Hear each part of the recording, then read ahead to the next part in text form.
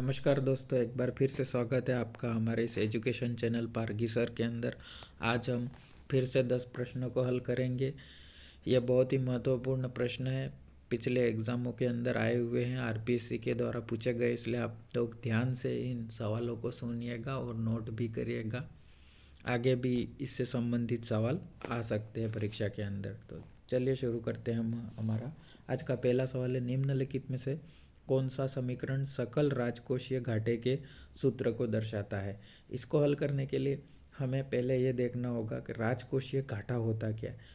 सरकार के द्वारा जितना भी उधार लिया जाता है, सरकार के द्वारा इधर उधर से जो भी उधार लिया जाता है, वह सभी राजकोषीय घाटा ही होता है, क्योंकि वो उन्हें वापस लौटाना पड़ता है। तो जो भी उधार है वो ऑटोमेटिक घाटा होता है। हमें इसमें यही देखना है कि जिसमें सभी के अंदर उधार दे रखा हो वही इस आंसर होगा।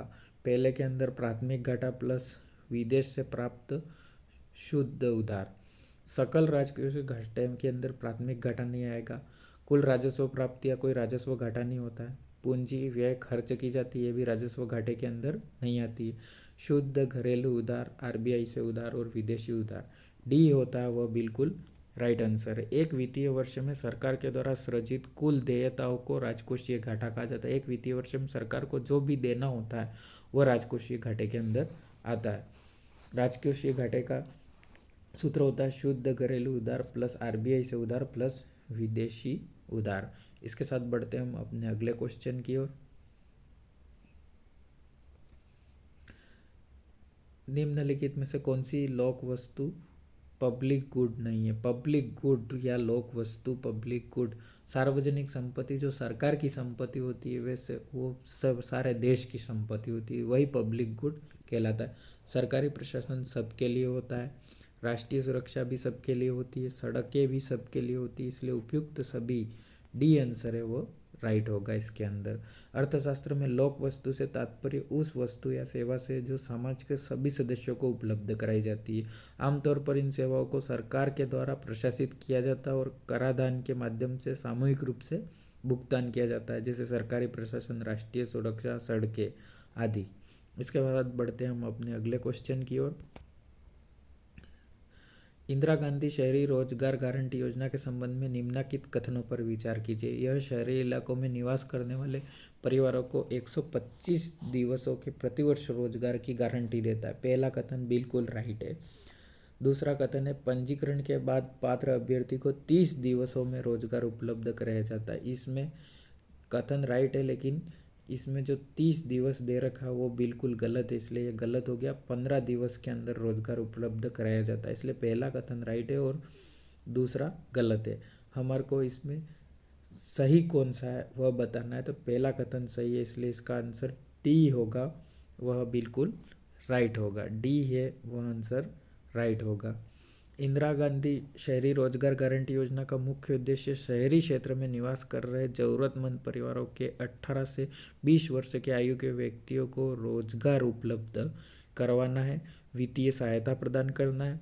निःशुल्क पंजीयन के आधार पर 100 कार्य दिवस का रोजगार उपलब्ध करवाने के साथ यह योजना प्रारंभ की गई थी, लेकिन वित्तीय वर्ष 2023 और 24 में इसको बढ़ा के अशोक गहलोत जी द्वारा 125 दिन कर दिया गया। पंजीकरण के बाद पात्र अभ्यर्थी को 15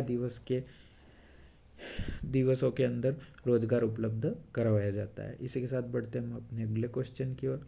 निम्नलिखित में से कौन सा उपाय चयनात्मक साख नियंत्रण के संबंध में सही विकल्प नहीं है। इसमें आपको विशेष तौर पे जो नहीं है, नहीं दे रखा, उस पर आपको निशान लगा लेना। ये नहीं होता है, यही हमारे सवाल को हमेशा गड़बड़ करता है। उधार सीमा में परिवर्तन, उधार सीमा का ध्यान रखा जाता है। सरकारी प्रतिभूतियों को बेचना, सरकारी प्रतिभूतियों को बाजार के अधीन बेचा जाता है, इसलिए इसका आंसर बी है वह राइट होगा, क्योंकि नहीं हमको उत्तर देना। सरकारी प्रतिभूतियाँ होती है वो बाजार के नियंत्रण में रहती है, बाजार से जो रेट मिले वो। साख राशनिंग नैतिक दबाव होता ही है, तो इसके अंदर जो आंसर बी है वो राइट होगा। चयनात्मक साख नियंत्रण के अंतर्गत केंद्रीय बैंक उन क्षेत्रों में उधार साख नीति अपनाता है जहां साख विस्तार करने की आवश्यकता होती है तथा जहां साख का संकुचन करने की आवश्यकता होती है। उन क्षेत्रों में कठोर साख नीति केंद्रीय बैंक द्वारा अपनाई जाती है। ये सरकारी प्रतिभूतियों को बेचना खुले बाजार की प्रक्रिया के अंतर्गत आता है, इसलिए यह चयनात्मक साख नियंत्रण के अंतर्गत नहीं आता। इसके साथ बढ़ते हम अपने अगले क्वेश्चन की ओर। औषधि क्षेत्र के संबंध में निम्न में से कौन सा कथन सही नहीं है? ऑप्शन ए है, भारत वैक्सीन निर्माण के वैश्विक उत्पादन में 80% हिस्सेदारी रखता है। पहला कथन बिल्कुल राइट है। वैक्सीन निर्माण में वैश्विक उत्पादन में 80% हिस्सेदारी रखता है। भारत वैश्विक स्तर पर जेनेरिक दवा का सबसे बड़ा प्रदाता है। ये पहला और दूसरा कथन दोनों राइट है। औषधि उत्पादों के उत्पादन में मूल्य के हिसाब से भारत दुनिया में 14वें स्थान पर है। ये तीसरा कथन गलत है। औषधि उत्पादों के उत्पादन में मात्रा के आधार पर भारत दुनिया में तीसरे स्थान पर है। तो ये लास्ट वाला कथन भी राइट है। इसलिए इसमें भी ये नहीं दे रखा है, ये नहीं ही गड़बड़ कराता है। तो आपको भी इस नहीं का सवाल के अंदर ध्यान रखना है। तो ये तीसरे कथन है वो गलत है, इसलिए इसका आंसर सी होगा। इसके साथ बढ़ते हम अपने अगले क्वेश्चन की ओर। ऑटोमोबाइल क्षेत्र के बारे में निम्न में से कौन सा कथन सही नहीं? देख लीजिए, इसके अंदर भी नहीं आया हुआ है, तो हमें इस नहीं का ध्यान रखना है। ऑप्शन ए दे रखा है, वर्ष 2021 के अंत में 5.3 करोड़ का प्रत्यक्ष अप्रत्यक्ष रोजगार सृजन किया गया। यह बिल्कुल गलत है। 2 करोड़ के रोजगार का सृजन किया गया है। 2 करोड़ के रोजगार का सृजन किया गया है। 2 करोड़ के रोजगार का सृजन किया गया, इसलिए ये पहला कथन है वो बिल्कुल गलत है। दूसरा कथन, यह क्षेत्र भारत की सकल घरेलू उत्पाद में 7.1% योगदान रखता है, बिल्कुल राइट है। वर्ष 2021 में भारत यात्री कारों का दुनिया का चौथा सबसे बड़ा निर्माता था। ये दूसरा कथन भी राइट है। और लास्ट कथन, वर्ष 2021 में भारत 2 पहिया और 3 पहिया वाहनों का दुनिया में सबसे बड़ा निर्माता था। यह कथन भी राइट है। इसमें पहला कथन है वही गलत है, इसलिए इसका आंसर ए होगा। इसी के साथ बढ़ते हम अपने अगले क्वेश्चन की ओर। निम्नलिखित में से कौन राजकोषीय नीति का उपकरण नहीं है? राजकोषीय नीति किसके द्वारा बनाई जाती है? राजकोषीय नीति सरकार के द्वारा बनाई जाती है, तो जो सरकार से संबंधित नहीं होगा, इसमें भी नहीं दे रखा है। तो आपको इस बात का विशेष ध्यान रखना, जो नहीं है, अब जिसका सरकार की नीति से कोई लेना देना नहीं होगा। सार्वजनिक व्यय पे सरकार का नियंत्रण रहता है। ब्याज दर पे सरकार का कोई नियंत्रण नहीं होता, इसको केंद्रीय बैंक नियंत्रित करता है। हीनार्थ प्रबंधन सरकार का नियंत्रण होता है, और कर रोपण ये भी सरकार का नियंत्रण होता है। इसलिए ऑप्शन बी है वह गलत है। ऑप्शन बी, ब्याज दर किसी देश की राजकोषीय नीति का हिस्सा नहीं होती है, यह मौद्रिक नीति का उपकरण है। सार्वजनिक व्यय, हीनार्थ प्रबंधन, करारोपण आदि राजकोषीय नीति का उपकरण है। राजकोषीय नीति को सरकार के द्वारा निर्धारित किया जाता है तथा ब्याज दर व संपूर्ण मौद्रिक नीति का संचालन रिजर्व बैंक के कार्यक्षेत्र में आते हैं। भारत के अंदर भारतीय रिजर्व बैंक है जो इसका ब्याज दरों को नियंत्रित करने का कार्य करता है। इसी के साथ बढ़ते हम अपने अगले क्वेश्चन की ओर। राजस्थान में अटल भूजल योजना के लिए निम्न में से कौन से कथन सही है? अब इसके अंदर आपको देखना है, पहला, अटल भूजल योजना भारत सरकार की वित्तीय सहायता से राजस्थान सरकार द्वारा चलाई जाती है।